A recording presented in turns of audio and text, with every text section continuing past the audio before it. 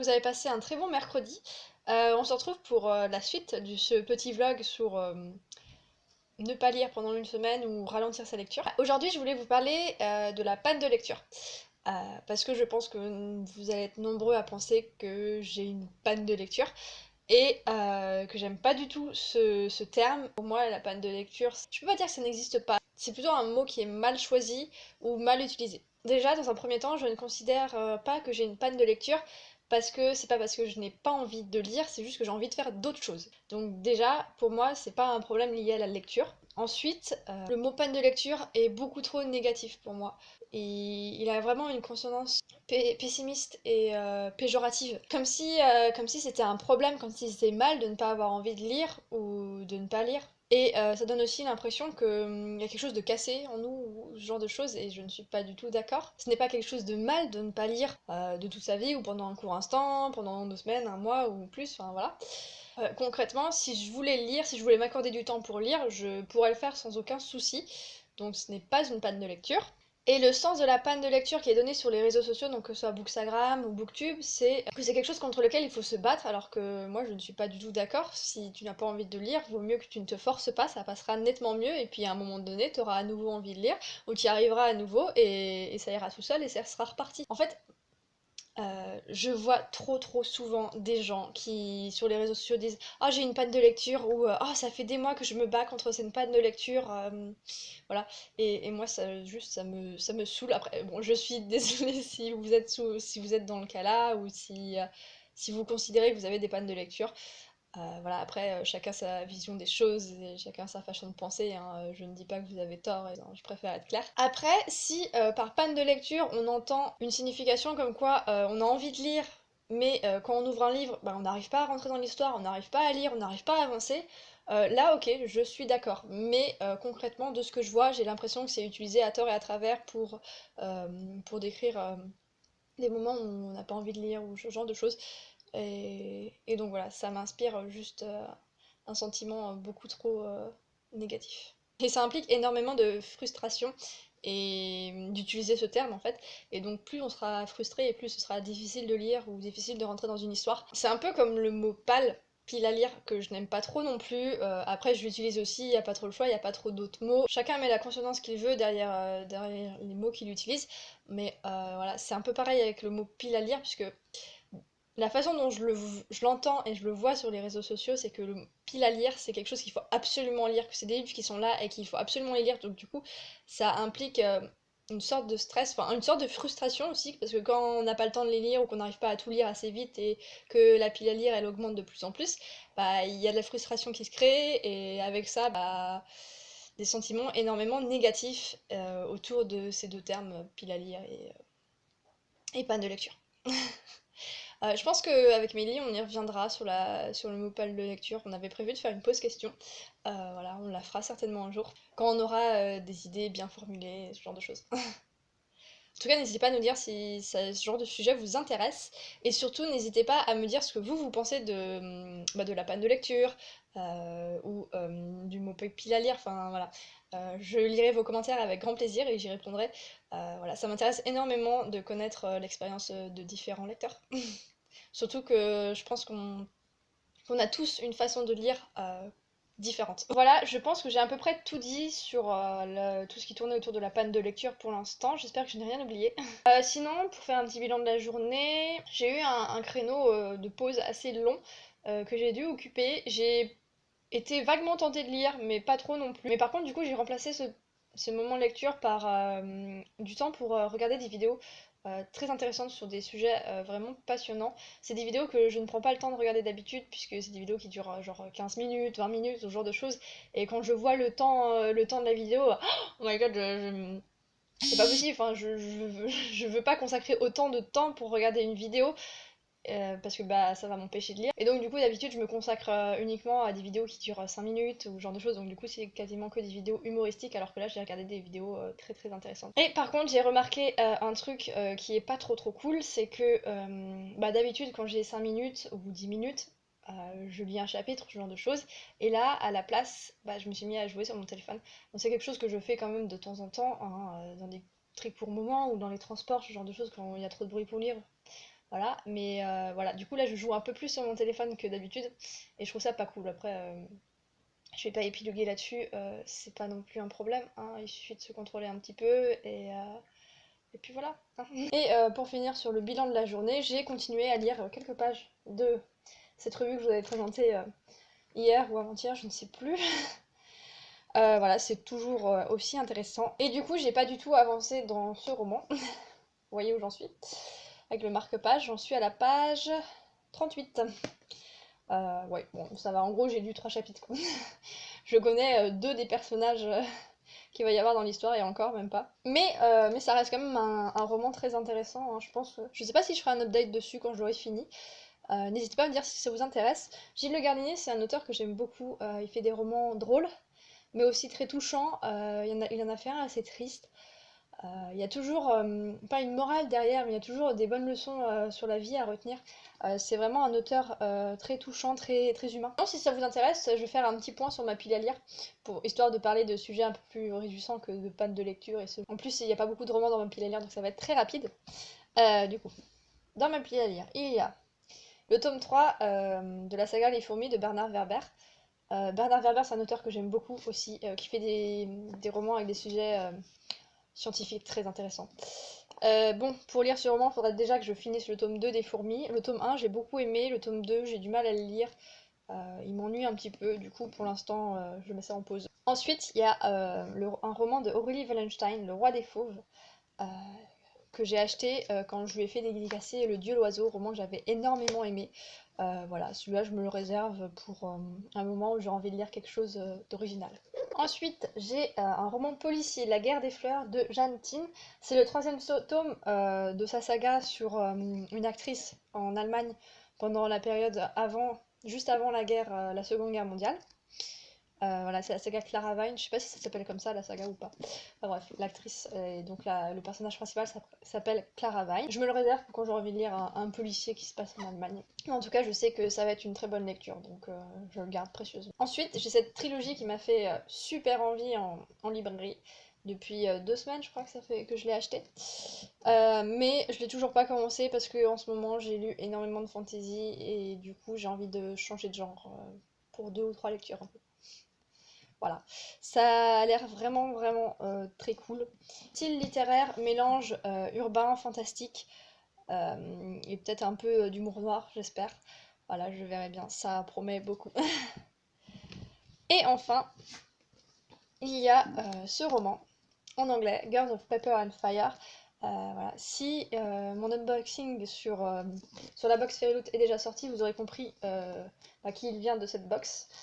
Vous saurez aussi que j'attends pour le lire le read-along qui se passe mi-novembre.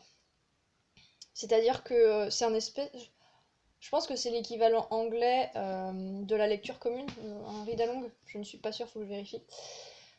Et voilà, c'est Fairyloot qui proposait que toutes les personnes qui ont reçu cette box et qui le veulent lisent en même temps le roman et en fassent des retours, des commentaires sur les réseaux sociaux. Et voilà, et je pense que ça peut être très très sympathique. Et si à ce moment-là j'ai envie de lire, et ben je prendrai celui-là, j'en suis sûre. Parce que ça fait très très long, ça fait un petit moment que j'ai envie de lire en anglais et que j'ai pas de roman anglais, et voilà. Et d'ailleurs, c'est ce roman-là qui m'a fait hésiter à réellement faire cette expérience d'arrêter de lire pendant un petit moment. Puisque bah, j'avais très très envie, il me fait super envie. Et j'ai très envie de lire en anglais, comme j'ai déjà dit. Purée, je me répète, je suis désolée. Voilà, c'est fini pour aujourd'hui, je pense. J'espère que je n'ai pas été trop longue. Je suis désolée pour la qualité d'image, vraiment, je suis horrifiée quand je vois le résultat. En même temps, on est le soir et les lumières chez moi sont jaunes. Dehors, il fait nuit alors qu'il est 17h. Donc voilà, je suis un peu dégoûtée, mais bon, on n'a pas trop le choix. En tout cas, j'espère que ce vlog vous a plu et continue à vous plaire.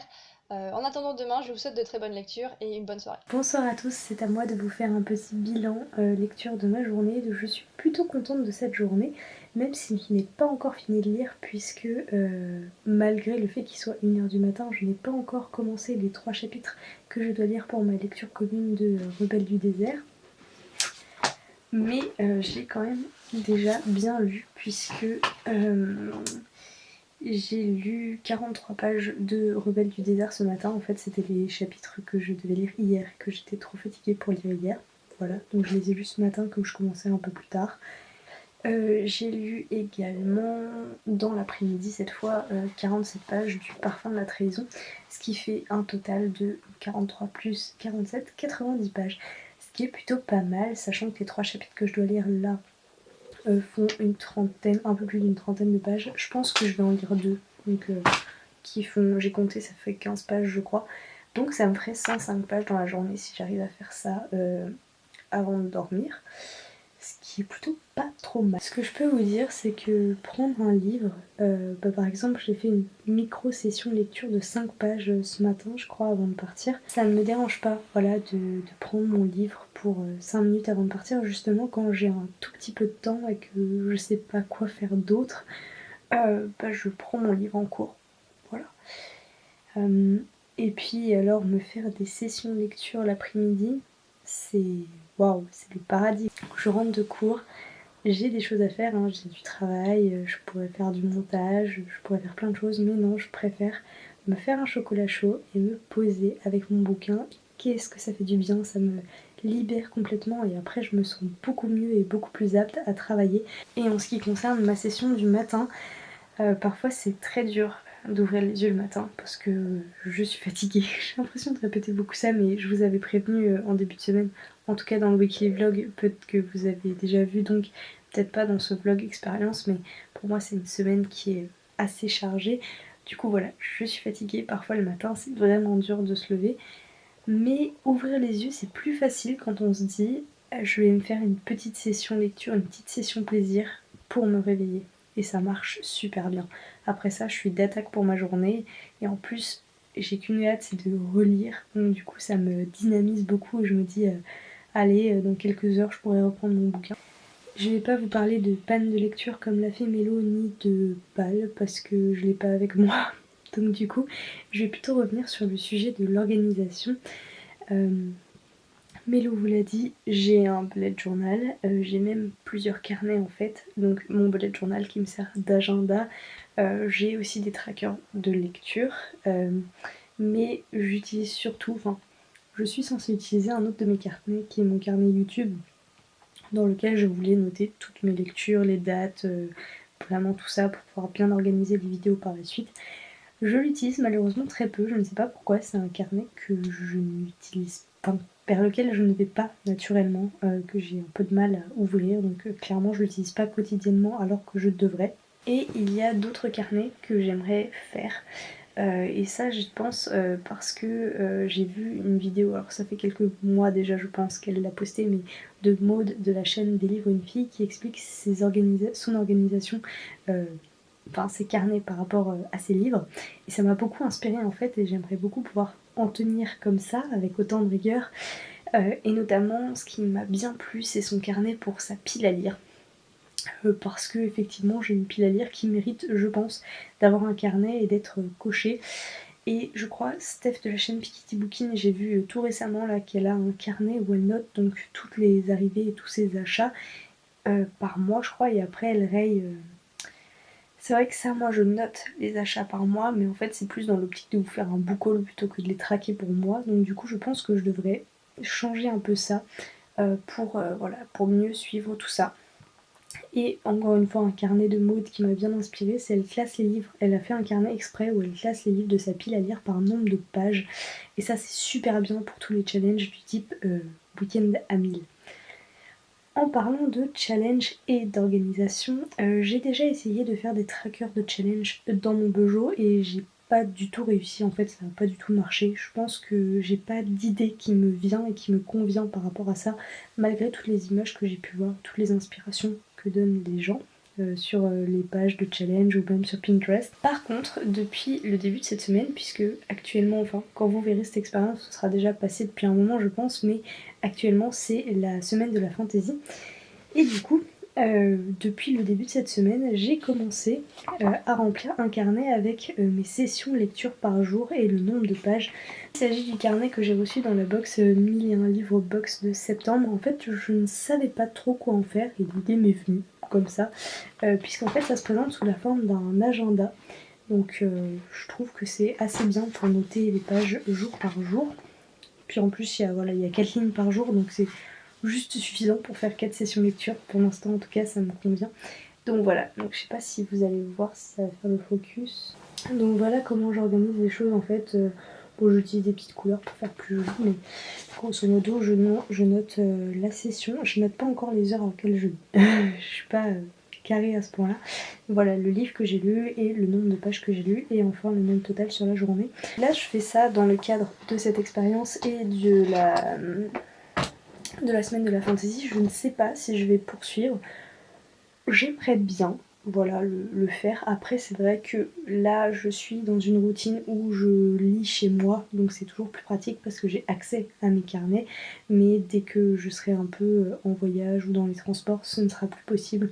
Après, c'est pas prévu avant un petit moment, donc je vais essayer, voilà, de continuer ça le plus longtemps possible. Peut-être essayer de remplir ce carnet quand même, hein, voilà.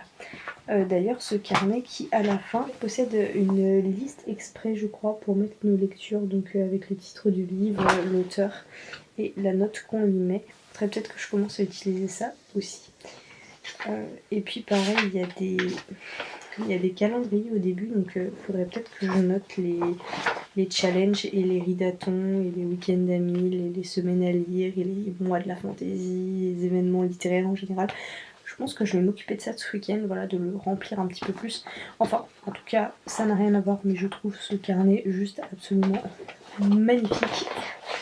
Il y a des illustrations à l'intérieur, voilà, qui sont superbes et qui proviennent de l'univers de Six of Crows, donc of course.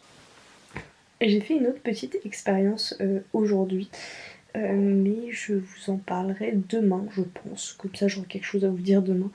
J'ai en fait compté les sagas que j'ai fini, commencé, terminé depuis qu'on a commencé la chaîne.